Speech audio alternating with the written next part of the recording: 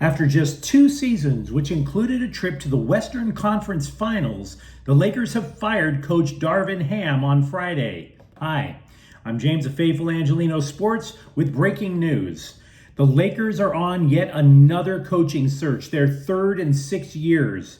If you like talking about the Lakers, don't forget to subscribe to the channel. We talk about the 17-time NBA champions every day here. Now, the Lakers said they are launching an immediate coaching search, but no names were given.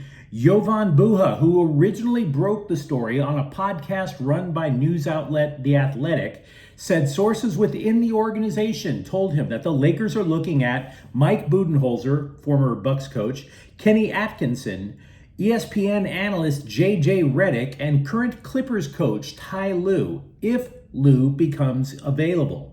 Ham leaves his first head coaching job with a 90-74 record and a trophy, albeit a stupid trophy. It's the in-season tournament one from this last year.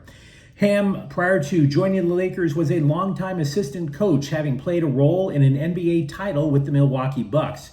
He was also an NBA player, known for his hard-scrabble play that the Lakers front office hoped would resonate to the players.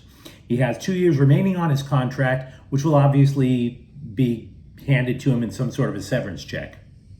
And yet his undoing, much like the undoing of his predecessor, Frank Vogel, seemed to take root in a failure to integrate one player into the starting lineup. In Vogel's case, it was Russell Westbrook. In Ham's case, you could argue it was Rui Hachimura. Ham wanted Hachimura, who had an undistinguished career since being drafted 9th by Washington back in 2019. He was traded to the Lakers, had a terrific run in the playoffs last year. Ham wanted Hachimura to play defense. When Hachimura wasn't giving defense to Ham's satisfaction, Ham went with the equally undistinguished Taurean Prince, who couldn't score like Hachimura. The result? When they started Prince, the Lakers looked disjointed and struggled.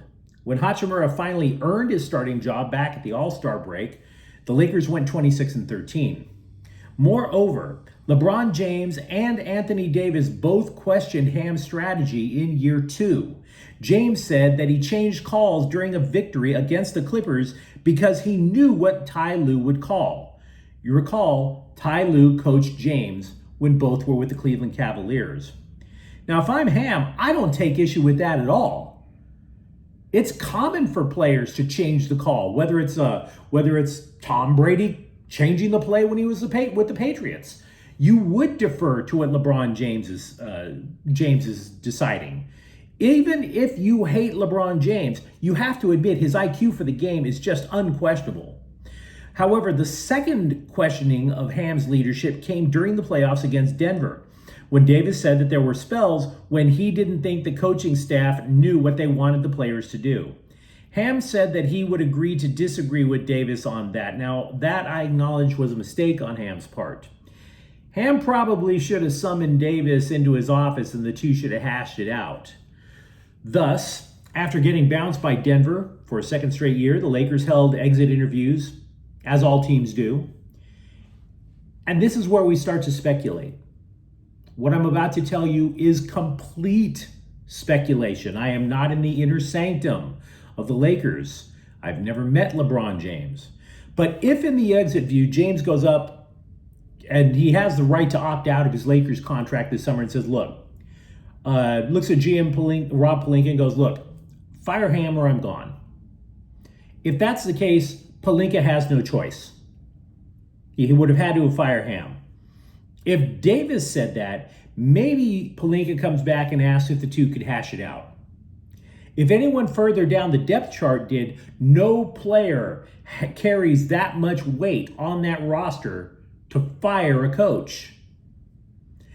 I am not saying that I know for a fact that James, in effect, fired Ham.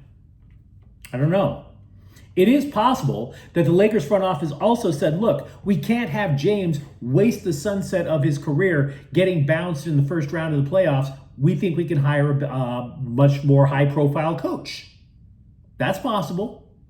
The Kobe and Shaq Lakers were originally coached by Del Harris. The Lakers changed their mind, hired a Phil Jackson. The rest is history. What I also know, though, is that after the series loss, instead of his typical taunting of the Lakers, Nuggets coach Mike Malone was effusive in his praise of Darvin Ham, defended the guy. Why would you defend the guy unless you thought he was about to get fired? And by the way, doesn't that suggest that the rumor mill was already churning during the series? The reason I am suggesting that James might have played a role is because no other scenario makes sense to me. You do, in my opinion, let James have that power. You do. He's LeBron James. He's in the pantheon. He's Mount Rushmore level in terms of NBA talent. Because otherwise, if it's not LeBron James asking for it, I would give you an argument that Ham got screwed.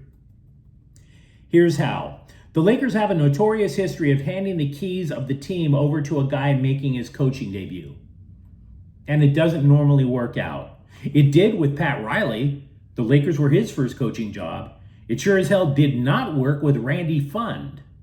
There's no way a first-time coach has any legit power over LeBron James, over Anthony Davis. It is not the early 1980s anymore.